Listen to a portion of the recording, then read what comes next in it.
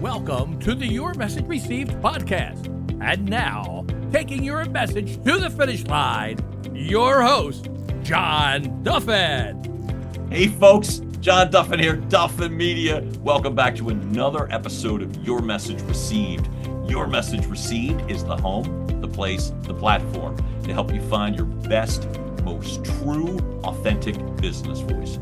Why don't we just say your most true, authentic voice? Get what you want, find what you need, improve your results, meet the person of your dreams, make billions of dollars. I feel really confident we get that today because we've got a fantastic guest. So I feel quite sure we'll get those last two nailed. We haven't gotten them yet, but we're working on them. I get the privilege through, thank you, Podmatch Network, to work with someone today that has a lot of things going currently that are bucket list items for me. Eric Dingler is a global nomad business leader, and I find that so impressive. Marketing tactics, effective marketing strategies, and is pulling all this off with a family, with kids. Eric, welcome to the show, sir. John, thanks for having me. It's an honor to be here. You have one of the best podcasts, and I think it's because you have a voice made for this. And so excited to be here. Thank you so much. It just makes me feel good.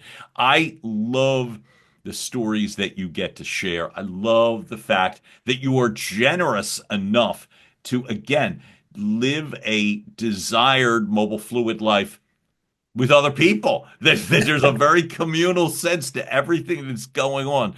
Of course, I want to talk about marketing. Of course, I want to talk about strategies and social media. By the way, folks, when we talk about Easter eggs a little bit later on, we ain't talking Easter Bunny. So, or maybe we are.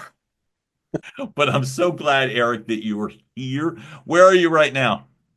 So we are currently in Liverpool, over here in the United Kingdom. Been in Liverpool for a month, been in the United Kingdom for about 2 months. What got you there this time?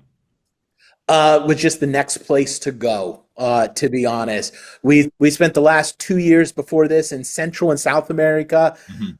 My business was in a stage where I still needed to be in time zone sync. All of our clients are USA based. Mm-hmm. And so now we're in a position where I only need to be in time zone sync half the day.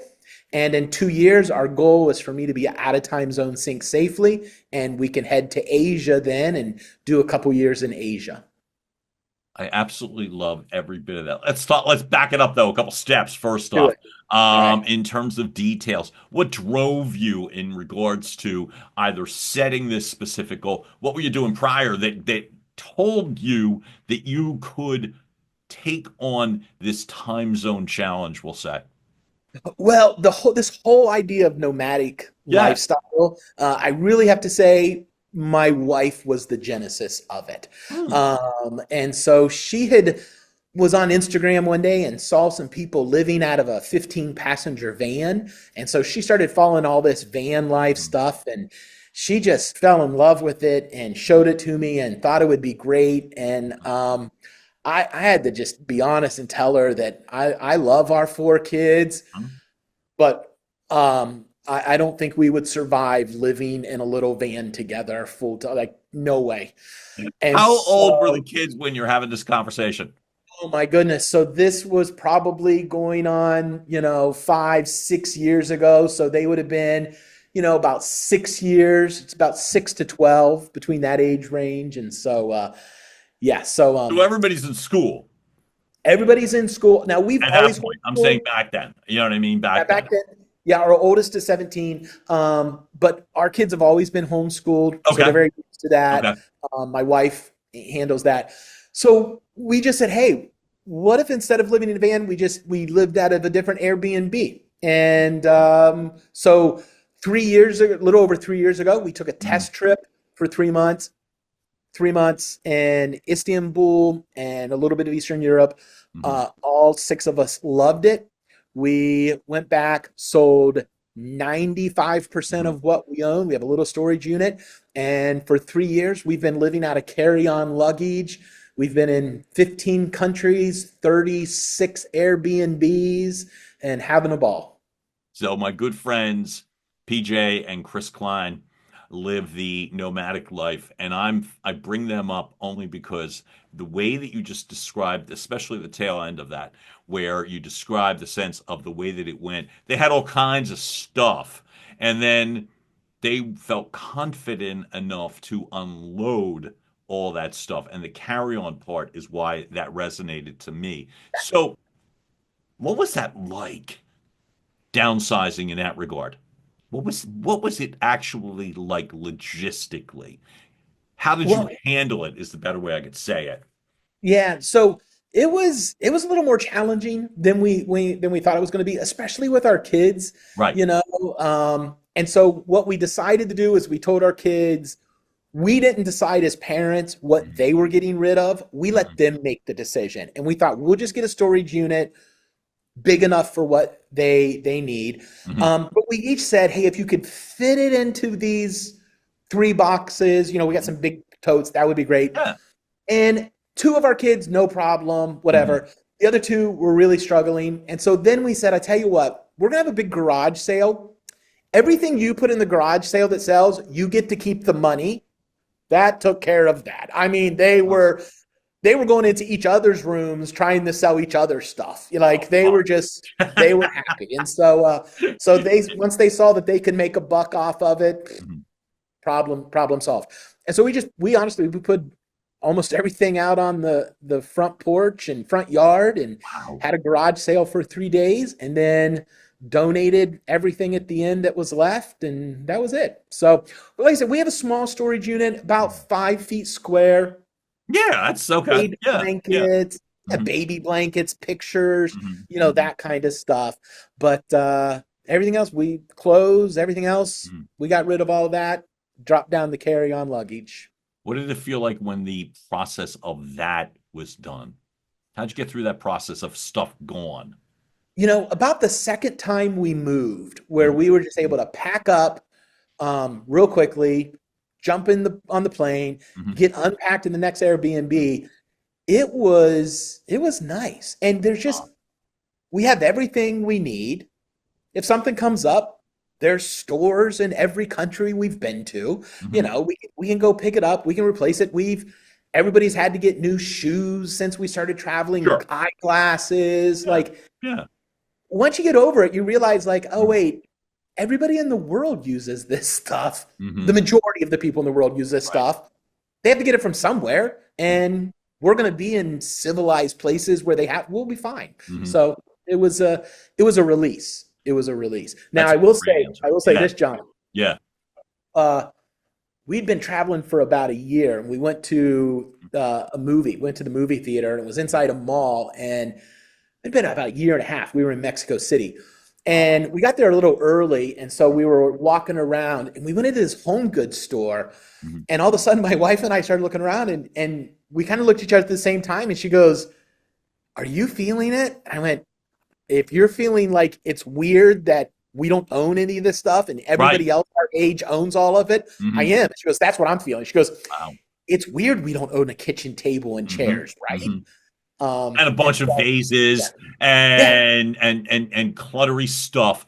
I happen to own a lot of vases and cluttery stuff, and that's why I bring it up. So what I think about though is that process of, so to speak, risk taking and letting go. You know what I mean? And clearing your mind, clearing your heart, all that sort of thing. Look, in this day and age where there have been in the United States spectacular loss as it relates to fires and floods and awful spectacular loss, and you hear people losing things suddenly and in totality. How did you prepare yourself? Obviously, you talked about the kids saying, "Hey, look, you can keep the profits." You know what I mean? But how did you prepare yourself to get to that point? The test trip. Okay. That was the key. More, right? Okay. Yeah, that was the key. And that's what we suggest to anybody that wants to get into this lifestyle And it really comes, it's a leadership axiom. I mean, you teach management, strategy, things like that, leadership.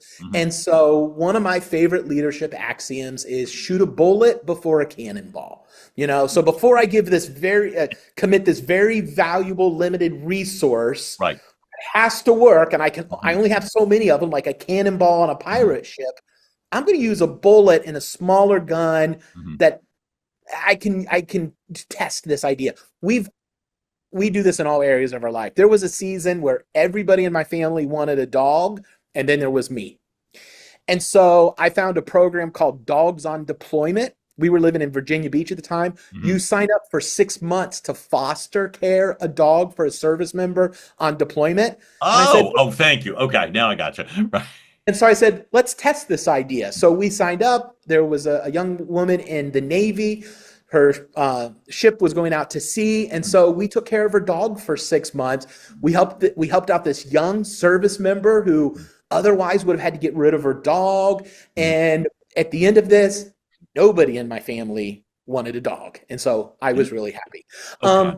So I loved shooting a bullet before a cannonball. So we went on a test trip, and we went to Istanbul, Turkey.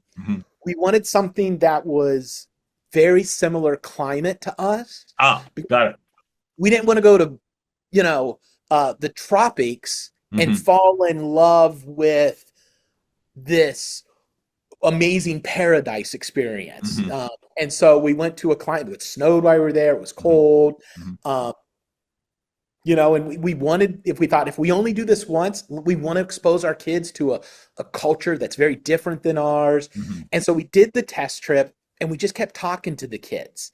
A lot of communication, regularly at dinner, just checking in. How's everybody doing? How you feeling? What's it like not having that stuff? Yeah. What would you feel if it was all gone? And so we were just very intentional with those conversations. By the time we got home, our kids were like, yeah, I can go. Now, they were 6, 8, 10 years old. So when it came time to actually decide what goes in a crate, what doesn't go in a crate, they were kids. They struggled. But now our kids are just very content without stuff. And they now for holidays, they'll ask, we were talking recently this last Christmas, and they were thinking the things to ask for, from the grandparents. Right. And they're like, they'd rather say, hey, do you think they would buy us, tickets to go on a Beatles tour while we're in Liverpool? Experiences, exactly. So our kids have just started thinking about materials different, and it's been really cool to see. So you had said earlier, you had mentioned the part about homeschooling and all that stuff. Why did you choose that? So we had always homeschooled. Before we would start in this lifestyle, I used to run a summer camp. And so logistically, we just lived far, far out there. And we just weren't thrilled with the direction that we saw things going in the public school. And our faith is very important to us. Okay. And my wife didn't want to homeschool, but she just felt like that was something God just kept saying over and over to her. And so she did it out of obedience, really, to what she thought God was calling us to do. And turns out that here we are in this lifestyle now where that's been beneficial to us to already have. It was one less thing to overcome. So were the kids ever in a school system and then removed, or was it they were always homeschooled? So 2 of our 4 kids have. So our 2 oldest kids are actually adopted. We adopted them from Bulgaria. In fact, 2 days ago, we celebrated Dingler Day, which is the celebration of the first day we spent together as a family of 6. Nice. And so it's been 5 years that we've been a family of 6. So we were celebrating Dingler Day. So they were in public school in Bulgaria. Our 2 biological children have never been in a public school building. Wow. Yeah. So you can't ask, do they miss it or anything like that, right? I mean, for that matter. Our older two, we can ask, and they don't miss it at all. Okay, that's what I was curious about. Like, what experiences people gravitate toward, once they are, like, whether on the road or in different situations. I'm always curious about that. So To So we me, all right. plug into communities pretty quickly. Mhm. Our faith helps us do that. Yeah. We go to a church. Every time we go someplace, we find, when we were in South America, we would always look for an English speaking church. And that was our big criteria. Here, it's just, we just find a church that has youth in it, and our kids get plugged in. They had friends at that. We've been in Liverpool, like I said, for about 4 weeks. Right. And this last week, 2 different days, our kids have had friends over at the house playing. So with this sense of community, you're able then to, in essence, how do I say this? Build and rebuild, so to speak. Build on top of. Oh, okay. Okay, got you. Gotcha. Every day now, Mhm. I never know what accent I'm going to hear in our living room from our kids talking on through chat with somebody. So our kids all have WhatsApp now, and most of their friends outside of the US have WhatsApp. Absolutely. And so that's just very common outside of the United States. And so they'll get online and they'll be playing a game with a friend from Costa Rica and Istanbul. They've connected their friends together. So they just have this ever expanding. Obviously, there are times there are plenty of kids they become friends with, and we're going to be friends forever, and that wanes out, right? It happens with adults too. Exactly. But there are those friends that stay connected, and our kids now have this community of global friends around the world, and technology makes it a lot more easier for them. I love that. It's funny for myself. I, for at least a year, at least, was all weird about WhatsApp. Like I'm thinking, oh my God, this is like some junk line, and and everything is spam, and I'm gonna lose and it's like, it's this is one of the things in regards to limiting perspectives, and so I'm like, oh no, I won't, and I ignored, and then realized the friends that I have in other countries, that is how they communicate, and it's one of the things when you open your eyes, so to speak, is learning what's actually available, as opposed to everything is just so in my little world. Folks, Eric and I were talking about Philadelphia, my hometown, and my current residence, and in the sense that there is a connection in a work-related and company-related sense. And it's like, listen, if I just lived in Philadelphia and resided in Philadelphia, Philadelphia's great. And it's one place. So to me, I love the sense where you are in terms of making things available. So far for you in terms of like information and stuff like that, what's one of the best experiences you've had in regards to, and this could be personal or business, in the sense of where you've been, including Prague and Mexico City and and what have you. Where's been one of the best, like, oh, this is amazing, and maybe we extend the trip? Yeah, we spent 10 days off grid in the Amazon jungle. Wow. Okay. Life-changing for all 6 of us. Okay. I mean, it is a pivotal hinge moment that we often go back to in conversation. Why? So, one, I think we were unplugged. That was that. And we just had a ball. And you're in the jungle. The stars are amazing. Every animal there, you have this sense that every animal there could kill you, and maybe. Oh, okay, right. But we had a great guide. We had a very safe shelter. The food was amazing. It was just we were at this really small lodge, and so but we went fishing for piranha one day. Caught piranha, and our guide cooks them up on a fire right there on the bank of the Amazon River. So for 6 people from the United States of America, that was like an epic experience. Sure. It was great. So we've had that. We've been to the top of the Eiffel Tower. We've been all around London, Istanbul, Prague, Poland. Another major life moment for us. We were in Auschwitz-Birkenau, and we were in the concentration camp there at Auschwitz. Wow. And so every once in a while, a lot of times we'll you can find, most people know Airbnb for accommodations, Correct. but they also have Airbnb experiences. So I didn't realize that.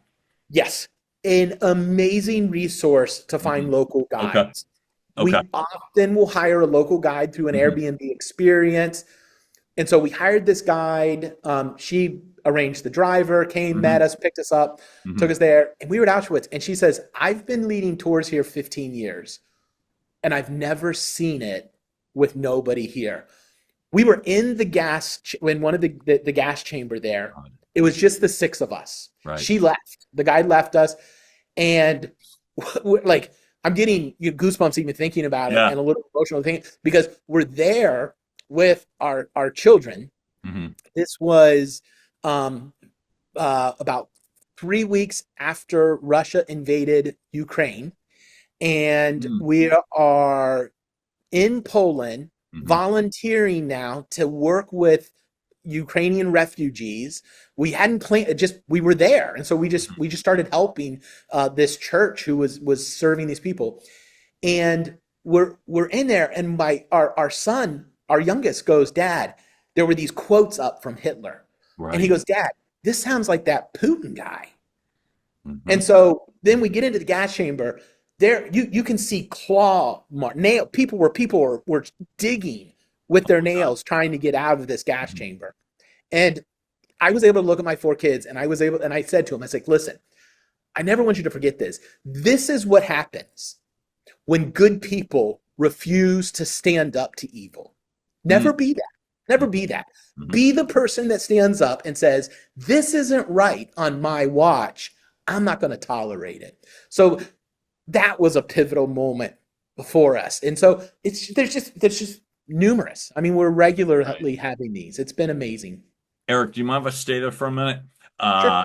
Great. In the sense of just that specific experience, the way that you were very able to vividly, and it doesn't get much worse than that. So, what did it feel like to stay and stand in? So I would imagine, and I know I talked over I didn't mean to do that, but what I was going to say is this, that really emotional and powerful experiences, especially when they are like the most horrific and negative, what gave you the strength to stay in and have your kids, so to speak, or coach your kids to lean in to the experience rather than repel and go?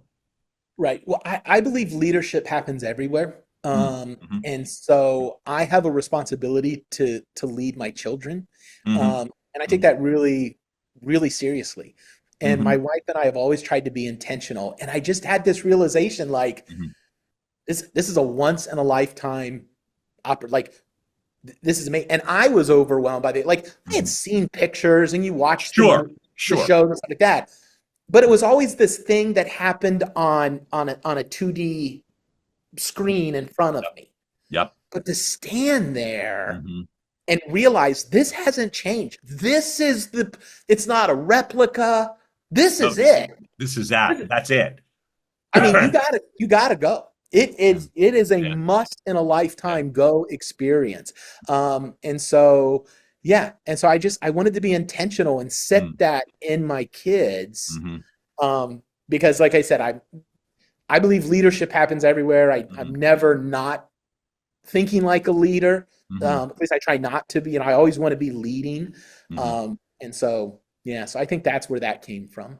Could you please tell me one more time? You said it, and I'm just going to ask if you could repeat it as close as you can to what you coached your kids in terms of always be, or . The quote, standing up for good as opposed to. The point I wanted them to get was when we seeing those claw marks in the wall and hearing the stories and seeing all the pictures we saw on the displays, that this is what happens when good people don't speak up when they see something wrong happening. So don't be that. If I want my kids to be burdened by something that they feel compelled, not on my watch. I'm not, and I don't know what that is for them, and I can't force that for them. I don't know what their cause or issue is going to be, but we're given this. So my wife and I have this dash tattoo on our. Oh, yeah, okay. And you both have it. We both have it. It's on our right hands, Mhm. in the meaty part of our hand finger between our thumb and our pointer finger. Right. It's a small dash, and it came from a sermon series that I did. I used to be a pastor. Okay. And it was learn to live like you were dying. And the Mm. idea is one day we all are going to have this dash on our tombstone between our Mhm. birth date and our death date. And you're somewhere in your dash. I'm going to be 50 this year. Got it. I don't know if I'm going to live to 80 or 55. Right. I'm somewhere in my dash. I'm probably past the halfway point. Mhm. And so we have this visual on our hand to remind us when we go to reach for the TV remote or an extra snack or whatever it is. Yep. We have this visual reminder to make the most of our dash, Mm. because I believe we're all here. And for those of us that can, Mhm. we're here to help those that can't.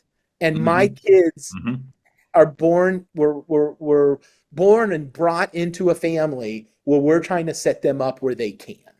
Mhm. Leaders and servant-based.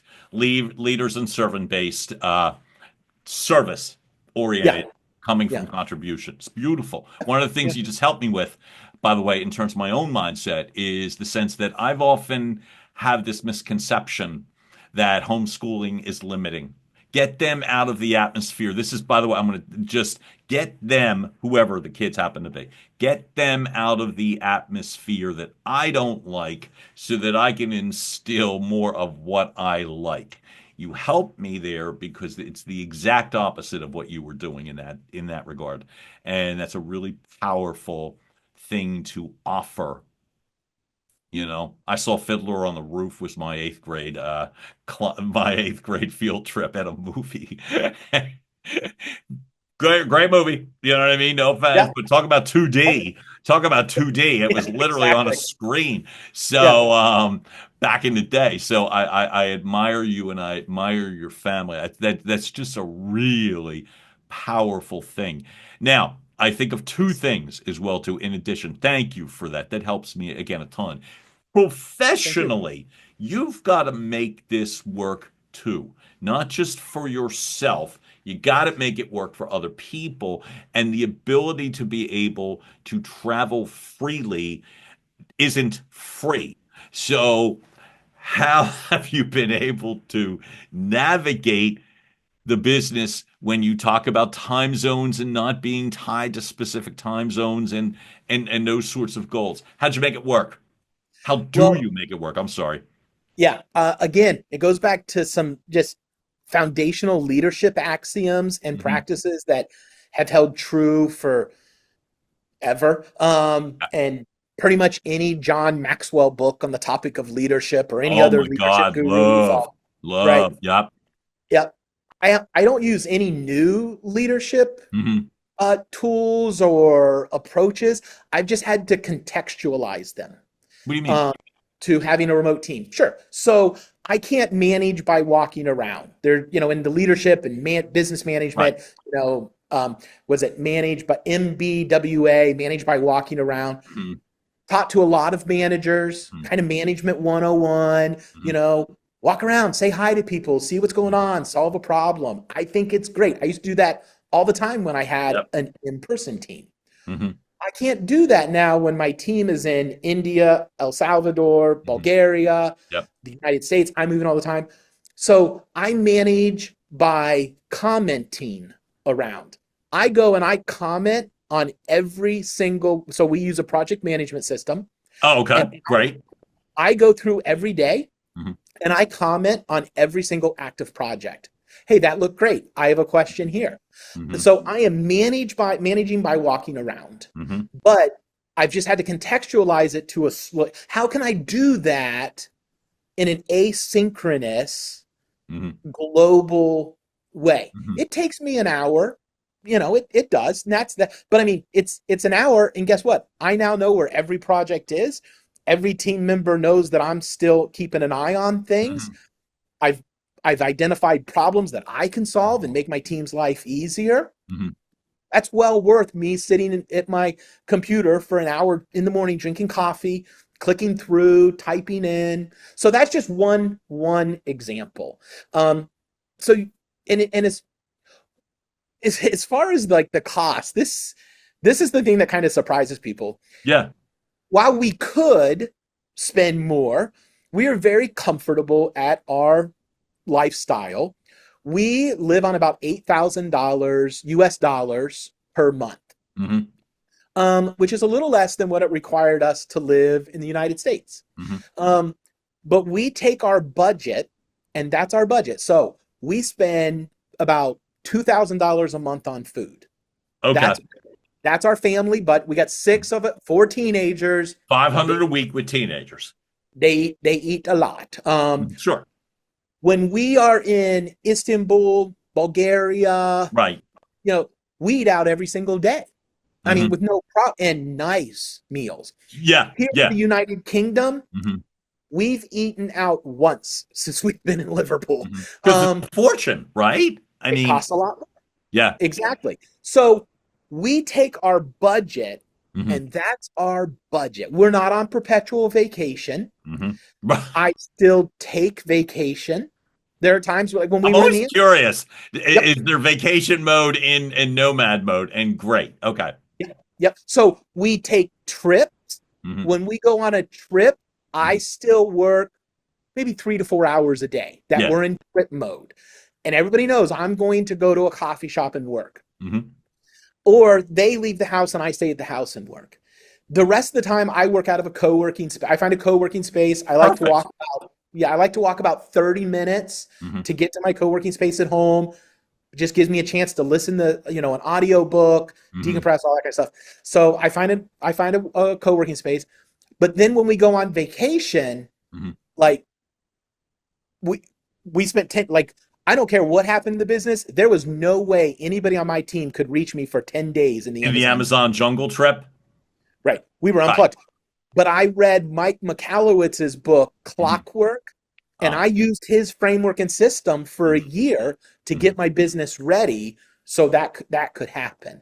So, yeah, I don't know if I'm answering your question or not. You definitely are. What I'm noticing, and this is the part that I want to stay with, is the sense that when you talked about especially in the beginning when you were describing lead by walking around or whatever, I want to make sure I got that correct or close. And you're able to, within an hour, only, and to me, I hear that as only an hour, not, oh my God, it's an hour. It's only an hour of being able to literally cover the world, you know what I mean? And all the clients within the world. I think it's magnificent because it's intentional. And I remember the way that you talk about, leading your kids, it's intentional. So one of the things I think about for others, our listeners, those that have the dream or desire to implement the systems, Nomad systems that you're describing, right? That you really, intentionality is so important, but it doesn't sound like an intimidating sense of intentionality. If you're able to, I find a coffee shop, I like it within 30 minutes, for a co-working space, I like to be about 30 minutes so I can, in essence, level up yourself with audiobooks and better serve clients, companies. It doesn't feel as intimidating. The budget part, if I heard correctly, that works great for me too, that you are able to keep yourself in check, so to speak. Yes. Now, in full transparency, that's our bring home pay. We still have, we have money, we invest and, save, and we've got some expenses. Now, we don't have insurance. So we pay into our own insurance. So when something comes up, we just have the cash. So there's some things we can do there, but still that is even within our $8,000 budget. And most people, when they hear that, they go, oh. Yeah. Because they think, well, I took my family to Myrtle Beach last year and it cost us, $6,000 for the week. Just to stay, let alone if an emergency happened. You know what I mean? And so my wife and I, that's the thing we have come used to saying is this isn't a perpetual vacation. There's a lot of if you start doing anything, looking in the digital nomad life, and you Right. get on social media, Right. everybody has a picture of themselves working at a beach. Everybody does. Yeah, taking my laptop to a beach. Have you ever tried to work from a laptop out in the sun? Like, For about 5 minutes, and yeah, then realized it was horrible, and then went back into my home, and that included some wonderful beaches where it's like, no, I don't want sand on my, you know what I mean? The best way I communicate, I don't want it all sandy and wet and weird. So, yeah, yeah. So that's all influence. Those are people who are trying to make money by putting on this. They're trying to make influencer money, and I don't have a problem with it. That's how you make money, fine, right? whatever. I mean, it's different. But it's not what the actual lifestyle is like for most of us. Mm-hmm. Eric, you also, and I love this, this is a very recent post in regard, you're a strong social media utilizer, and you're, in terms of touch points. You said something very recently where you talked about not everyone has what it takes to be hired for remote work. Yeah. That's scary. Yeah. What are some of the things that you think, if people are like, I love that and I love working from the beach, and you just already identified one thing, right? But I love the post in regards to the checkpoints in terms of things that you should do. Care to expand upon that for me? Yeah, I think here's the thing. If you want to take a year, if you want to take a year and you want to go live in Bali, where you can live easily on, $300, $500, $600 a month for a single person, go do it. Have a great time. Get a couple freelancer gigs. Yeah. There's nothing wrong with that. I'm trying to build a business that is my retirement.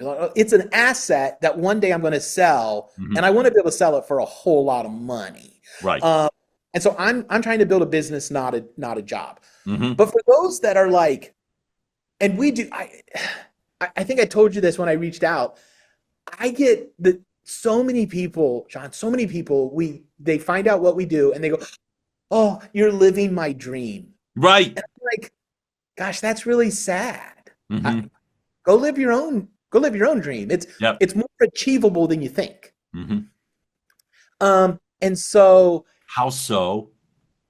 Well, we just take our lifestyle and we take it otherwhere. Now, you can get a remote job if you have high character, and you're not going to try to. I get people asking me, what's the best VPN so my employer doesn't know I'm out of the country? Because technically, I'm not allowed to work outside the country because of data privacy. Well, then you have no business working for that person and trying to deceive them. That's like, shame on you. Don't be. I like it. Don't do it. Yeah, don't be that type of person. Right. So if you have character that you can handle the responsibility of remote work, that you're going to show up, do your best. There are a lot of places that hire remote employees. And so you can get a job for somebody and do that. Or you can go the route of building a business that gives you the freedom to do this. You're still going to work. I still work. But I'm able to work where I want to work. That's the big difference. So I think that you really have two options. You become a remote employee, or you can build your own business. Where would people tend to look? And obviously you can simply Google remote jobs, blah, blah, blah. But are there, like you suggested, and I love this in regards to the Airbnb experience. That's really cool because I would have missed that. And, I've hired tour guides, but not through Airbnb. So there's a degree of reliability. What about for others that are seeking? Are there sites that you like? I hire all of my team initially through, it's called Upwork. Yeah, sure. Yeah, I really like Upwork. Fiverr is good if you want to build a portfolio, or if you're living in a country where the US dollar goes very far. Right. That's fine. But if you want to live in a westernized, culture and expenses and stuff like that, Fiverr's not going to cut it for most people. No, agreed. Yeah. So Upwork, there's Beach Commute is a community that has a website that helps people find remote work. Indeed anymore, LinkedIn. Mm-hmm. I mean, it's just part of your job hunt that you're looking for, somebody that's going to let you work remote. I tell people though, we've seen this very recently in the US, at any point in time, somebody can change their mind and say, all remote workers back to the office. Oh, absolutely. And then what? Yeah, exactly. Then you're suddenly it's not just I got to start commuting. You got to move back to what your country or where that place is from. So you're taking that chance. Well, if you don't have debt, if you have 3 to 6 months emergency fund saved up, well, okay, because you know what? You could get fired from any job tomorrow. This idea that a 9 to 5 is job security. I've been fired from a 9 to 5. My dad was fired from a 9 to 5 one. Like a lot of people I know have been let go and laid off from their 9 to 5. Most people, more than in my world, most people, or they got so frustrated they walked out. So whatever the firing choice of words is, man, there is no job. I was taught a long time ago, and it was really intimidating, but it's really born to be true, which is the loyalty factor of employers toward employees is 0.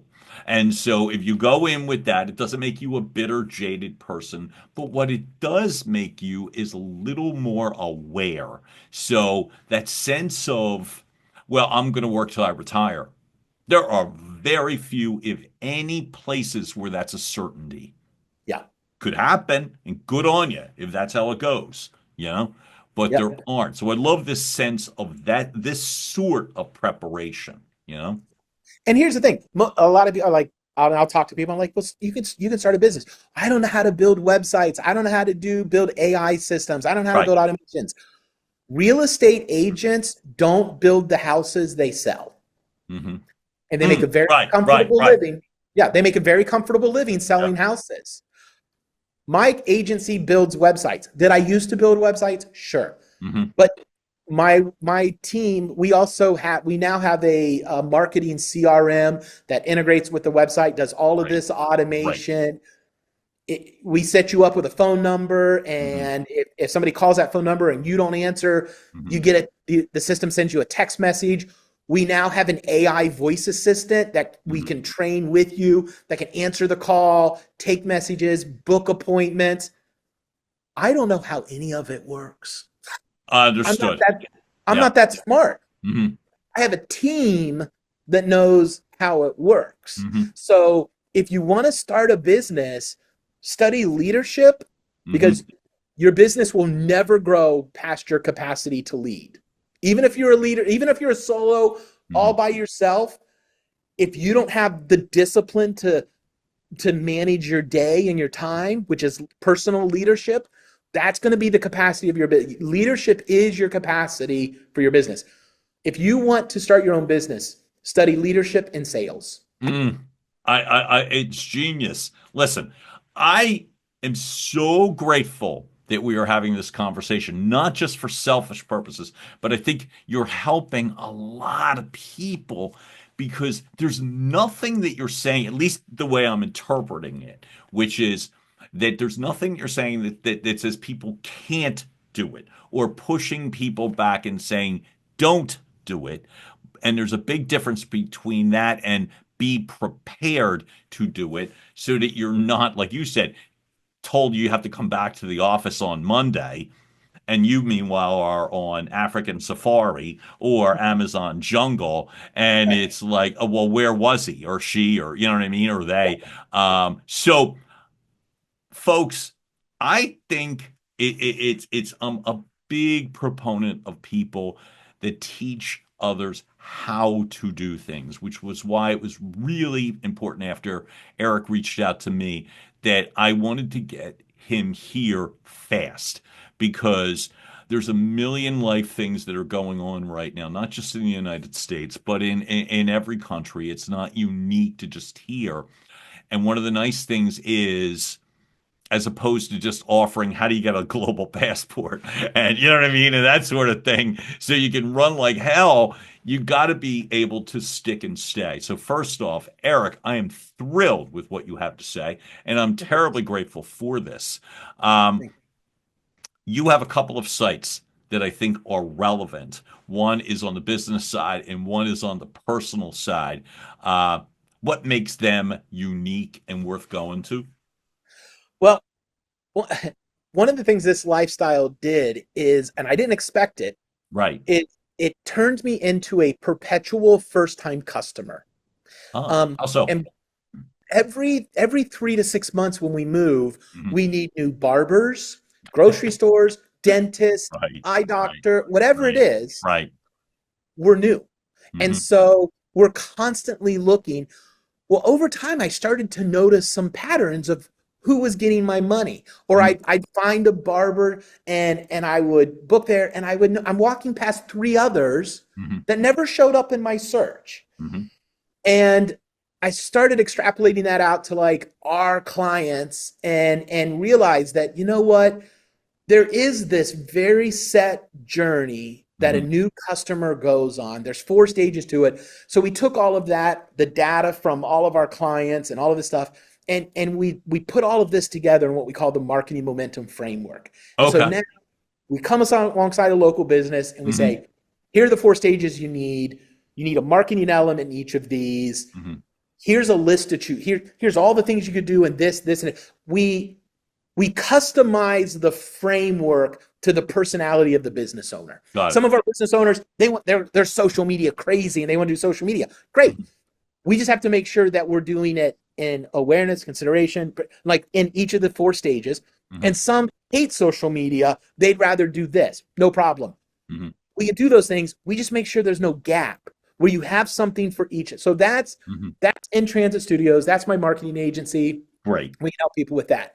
Then the other site is DNE Podcast. People don't have to remember it. I know you said you're going to have show notes. Folks, exactly. There will be these links. I want you to have that. Yeah. So that is where I help people that want to have an online remote business or a remote. I actually have worked with people that have they're location independent businesses, and they own a series of laundromats in the US, but they can manage them now remotely. Got it. So you can still have a brick and mortar. Most people don't, but you totally can. But I help people through that, and I have a button on there to schedule a consultation. It's a free consultation. We can jump on a Zoom call and we can just kind of see where are you at, where you want to go. I'll give you a quick, idea of some steps to take. And then if you want to work together further, we can. I offer some coaching through that.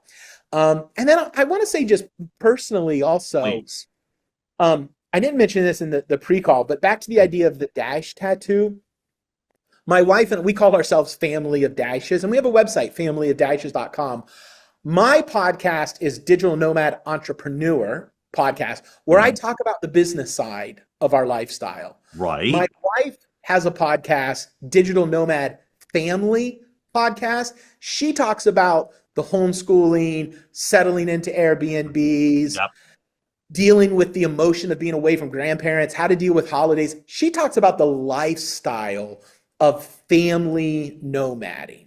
So we have those 2 resources, however that might help people. Hey, folks, if you're going to Family of Dashes, by the way, how you'll know you're on the right site and you'll have the link is because it's the same photo on Family of Dashes as it is on DNE Podcast. So you'll know you're home, so to speak. A little bit of branding. And a lot, and in a smart way. You said it was 5 years, if I remember correctly, in terms of, as you called it, Dingler Day. Did I get that right? Yeah. We brought our 2 oldest kids into our family 5 years ago. How old is the photo that's on the DNE site?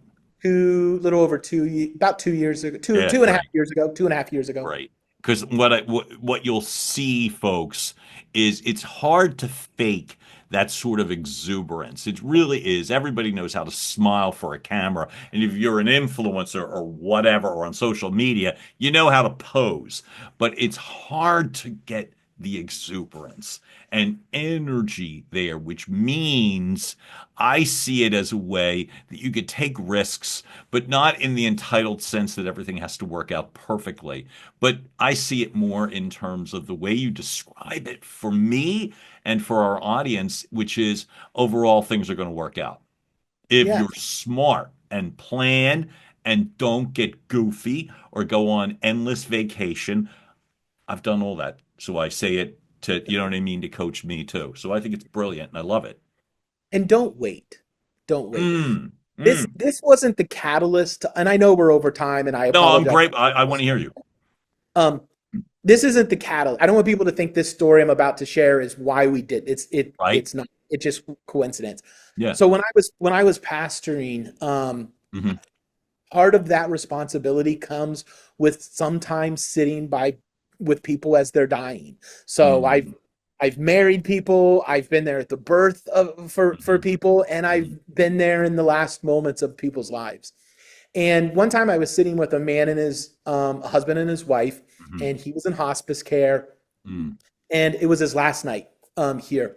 And we were talking, and she brought out this map of the United States, and she showed me this map. They had it for like 5 years. Right. And they over 5 years had been planning this amazing epic road trip. They want to get an RV, and when he retired, they were going to take this trip. Right. And the next morning he took his last breath, and that was the 1 year anniversary from him retiring from his work. He retired a couple months later, wasn't feeling great, went to the doctor, diagnosed with cancer, a few months later, dead. And I share that to say, I saw that over and over with so many people. And one of the things we just decided was, my wife and I, we were just talking about the fact that we were doing what everybody in the United States was doing. Our kids were getting into soccer. We were doing this. We were just getting ready to buy a new house. And we realized we have no problems with people that do this. No problem at all. There's no judgment. Right. No judgment. But we never decided to live that way. We were just going through what everybody did, and we just accepted that as this is what you do. And that was the kind of the moment where we started going, is there another way that we can be us? And that's where I went on a walk one day, and I came back and I said, listen, I know you want to do the van. We've already talked about the fact we can. We've got this 3-month window. And at this point we were in a rental. And I was like, I was thinking this morning on my walk, we have this 3-month window where we don't have anything. Kids don't have activity. It's like, it was this weird window of time. Crazy open window. Yeah. And I said, let's just go on a trip for 3 months.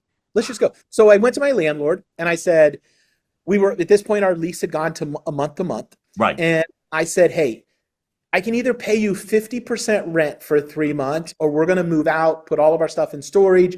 We're going to go on this trip. And when we get back from the trip, we're either going to buy a house, or we're going to get rid of everything and go travel for a while. We have no idea how long we're going to do this. Yeah. And our landlord said, oh, you know what? I don't want to deal with, just give me half rent. That's a leadership lesson. Never say somebody's no for them. One of my favorite leadership axioms, never say somebody's no for them. And he was like, yeah, I'll do that. He could have said no, but he didn't. So we cut our rent in half, took that money to put towards our trip, went on the test trip, had a great experience, and that's what we decided to do. So I would just tell people, like, you don't have to, don't wait for when you retire. Don't wait for one day. Or that day. Like, right. You got to make it happen.